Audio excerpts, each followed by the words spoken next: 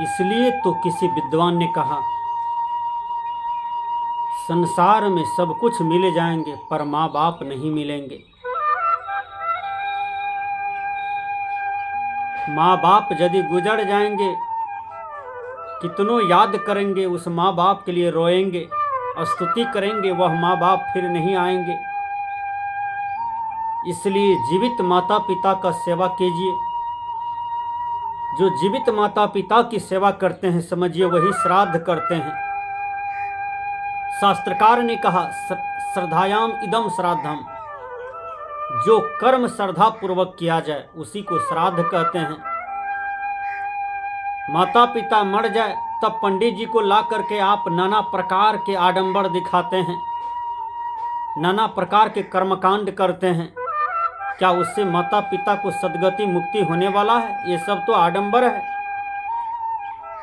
जो जीवित माता पिता का श्रद्धा पूर्वक, स्नेह पूर्वक, प्रेम पूर्वक सेवा करते हैं, समझो वह माता पिता का श्राद्ध कर लिए। मरने के बाद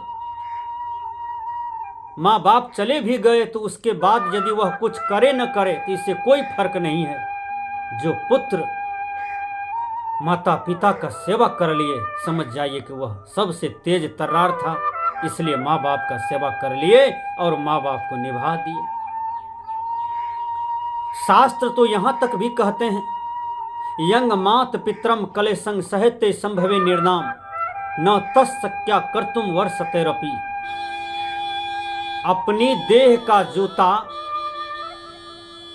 अपना देह की चाम का जूता यदि पहना दिया जाए तब पर भी उद्धार नहीं होगा उस बेटा को, क्योंकि माँ बाप का इतना ऋणी है, माँ बाप का इतना उपकार होता है बेटा बेटी पर। माँ केवल एक स्तन का दूध यदि जोड़ करके ले आ जाए तो फिर दुनिया नहीं दे पाएगी। माँ यदि केवल अपना सेवा का दाम जोड़ करके ले ले बच्चा से तो वह सुख से ओतप्रोत रहेगी। वह बच्चा, वह बेटा बेटी नहीं दे पाएंगे।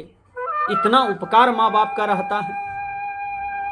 माँ बाप मरते दम तक अपने बच्चा को आशीर्वाद दे करके जाते हैं, बेटा बेटी सुखी रहना, धन्य रहना, यही मेरा आशीर्वाद है।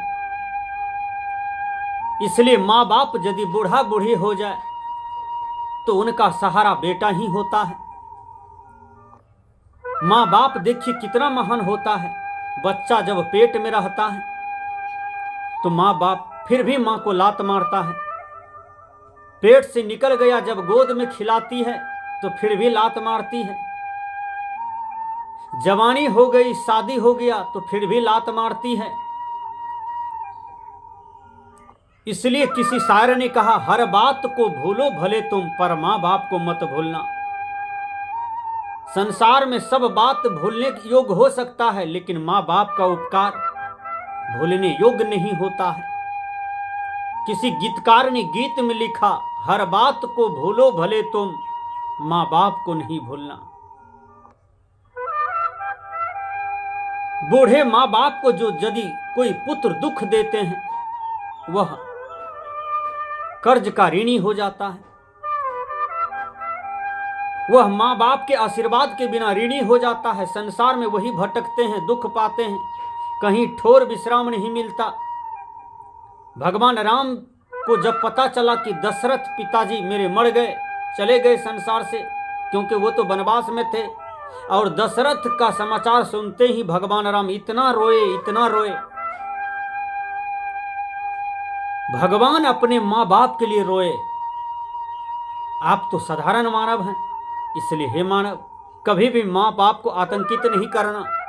माँ बाप हीरा से भी बढ़कर होते हैं, हीरा से भी कीमती चीज है माँ बाप। एक बेटा था, वह बहुत बेढंग टाइप का था, आवारा टाइप का था। वृद्ध माँ बाप को मारते पीटते थे।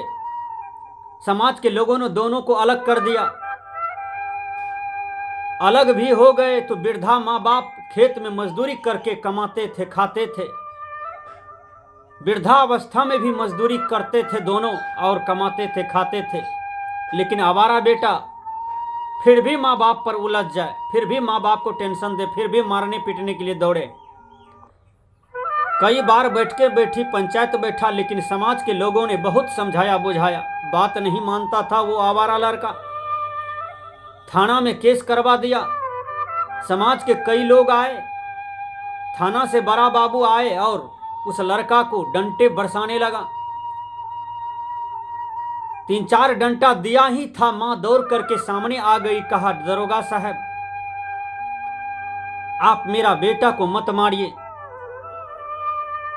क्योंकि इस बेटा को मैं बहुत दुख अवस्था में पाली हूं, पोसी हूं, इसलिए इस बेटा को मत मारिए, हमको मार दीजिए, बेटा को मत मारिए। इतना जुल्म करने पर भी मां अपना बेटा को बचाती है। अब सोचिए कैसा हृदय विशाल होता है माँ बाप का। इसलिए मैं बार बार आप लोगों से कहता हूं कि हर बात को भूलो भले तुम, पर माँ बाप को मत भूलना। माँ बाप संसार में सबसे विशाल समुद्र होता है, विशाल वृक्ष होता है। माँ बाप का आशीर्वाद रूपी फल पर यदि आपका मुंह जाता है तो वहां से अमृत ही झड़ता है, अमृत ही मिलता है। इसलिए माँ माँ होते हैं, पिता पिता होते हैं।